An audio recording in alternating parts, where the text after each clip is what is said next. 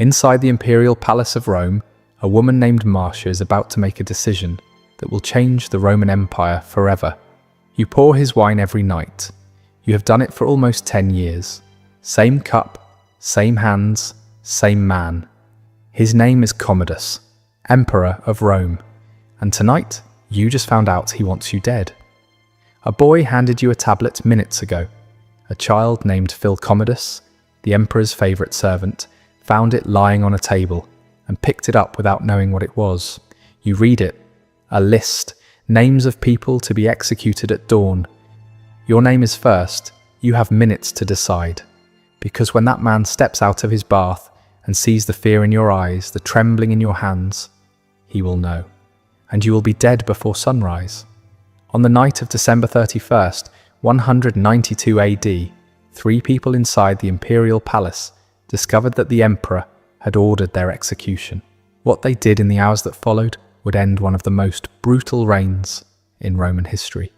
But to understand why they did it, you need to know what this man had done during 12 years of absolute power. I am Crown and Dagger, and this is what really happened. Most people know Commodus from the movie Gladiator, but what that film showed you was a version Hollywood could put on a screen. The real man was far worse. If you want history without filters, hit subscribe and like this video, because what comes next will disturb you. Picture a boy in the imperial palace, 11 years old, surrounded by marble, gold, slaves who bow before he speaks. His father is Marcus Aurelius, the philosopher emperor, the most respected ruler in the known world. The boy steps into his bath. The water is not hot enough. Any child might complain. This child orders the servant responsible. Thrown alive into the furnace that heats the water. He is 11 years old, and he has just ordered a man burned alive because his bath was lukewarm. The servants know the boy does not yet have the authority to execute anyone, but they also know that one day he will, so they improvise. They place lambskins into the furnace. The wool catches fire. The fat crackles and spits. The smell of scorched flesh fills the corridor. The boy smells it. He pauses, nods to himself, and sinks deeper into his bath. He believes a man has just died screaming in a furnace on his orders, and the only thing he feels is satisfaction that the problem has been dealt with. That boy is Commodus, and that moment is not a turning point. It is a revelation. The cruelty is not something that develops later. It is already there, fully formed, waiting for the day when no one will throw lambskins into the furnace to protect the people around him. Marcus Aurelius knew. He spent his life writing about discipline and virtue and the mastery of one's impulses. He hired the greatest philosophers in the empire to educate his son. He took the boy on military campaigns, hoping the weight of responsibility would shape him. None of it worked. Cassius Dio, who lived through everything that followed, wrote that only one thing prevented Marcus Aurelius from being completely happy: that after educating his son in the best possible way, he was deeply disappointed in him. When Marcus Aurelius died in 180 AD, his son was 19, and from that day forward, there were no more lambskins, no more pretending, no one left to protect the world from what he really was. Commodus did not want to govern Rome. He wanted to be worshipped by it. He believed, genuinely believed, that he was the reincarnation of Hercules. He had the 100-foot Colossus of Nero beheaded and replaced the head with his own, sculpted to look like the mythical hero. He renamed Rome after himself, renamed the Senate, renamed the months of the year. He declared himself a living god and demanded the empire treat him as one. But declarations were not enough. He needed to prove it, and the place he chose to prove it was the arena. He fought in the Colosseum over 700 times. Every fight was rigged. His opponents were given wooden weapons, or no weapons at all. Some were drugged, some were chained. Commodus fought with real steel against men designed to lose. And he charged the government 1 million sesterces for each appearance. 700 million sesterces drained from an empire that was already crumbling. But the money was not the worst part. The worst part was what the senators had to do. Commodus forced every senator and general to attend his fights.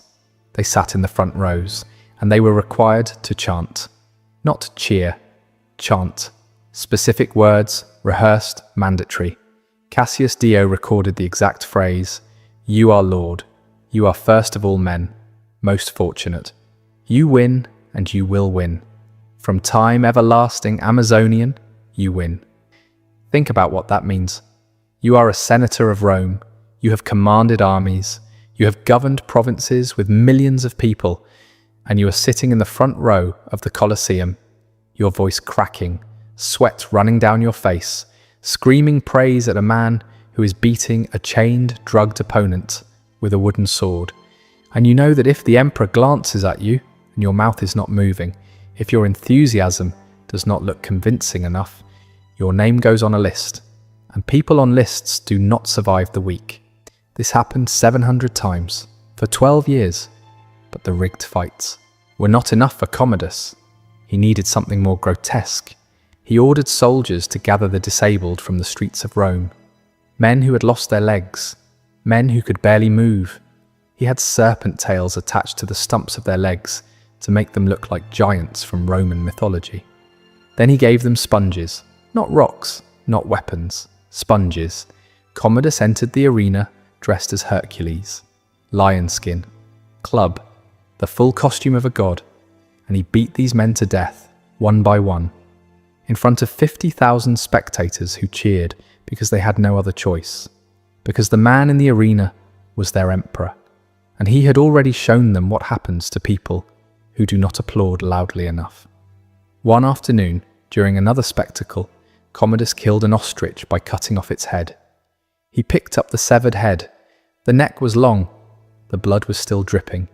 He walked slowly toward the tribune, where the most powerful senators of Rome were seated, and one by one, he held the bleeding head inches from their faces. He did not say a word. He just stared, grinning, searching their eyes for any sign of disgust, any sign of fear, any sign that they were anything other than completely devoted to their god emperor. Cassius Dio was sitting in that tribune. He was there. He saw it happen. And he wrote that he tore a piece of laurel from his crown and shoved it into his mouth, chewing desperately because his body was about to betray him. He did not know if he was going to laugh or scream or cry, but he knew that whatever appeared on his face would kill him. So he chewed a leaf and survived another day. The arena was the public face of Commodus's madness. What happened behind the palace walls was the private face, and it was worse. Imagine being brought to the imperial palace. You are a woman, maybe a senator's wife, maybe someone pulled from the streets who never knew anything about power. It does not matter. You are here now because you were selected for one criterion: the way you look. There are 600 of you, 300 women, 300 young men, assembled from every level of Roman society. Inside these walls, every distinction vanishes. The senator's wife stands next to the woman from the streets, both wearing the same thing, both serving the same function, both property. The historian Lampridius documented what life looked like inside. Commodus did not govern. He did not read reports. He did not attend meetings. His advisor Perennis ran the empire, while the emperor spent his days in the baths and his nights in the banquet halls, surrounded by people who existed for one purpose: to be used. And every night, Commodus ordered his own concubines taken by other men while he watched. Not from behind a curtain, not discreetly. He sat and observed, because this was not about desire. It was a ritual of dominion. A nightly performance designed to remind every person in that room that they did not own their own bodies. He did. Think about what that does to a person. Not one night, not 1 week. Years of existing in a place where your body is not yours, where the man who controls your life treats you like furniture that breathes.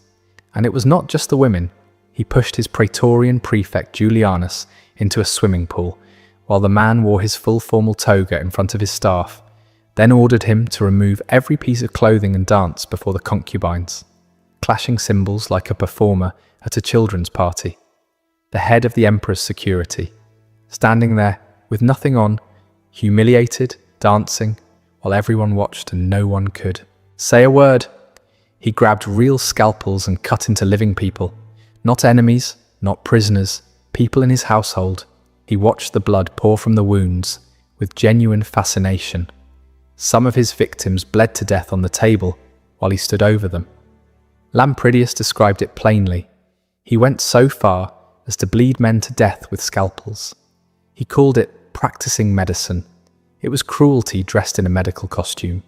He bathed 8 times a day, ate his meals in the water surrounded by concubines, and walked into the sacred temples of Rome, places where Roman citizens went to pray and seek peace, still carrying the stain of the previous night.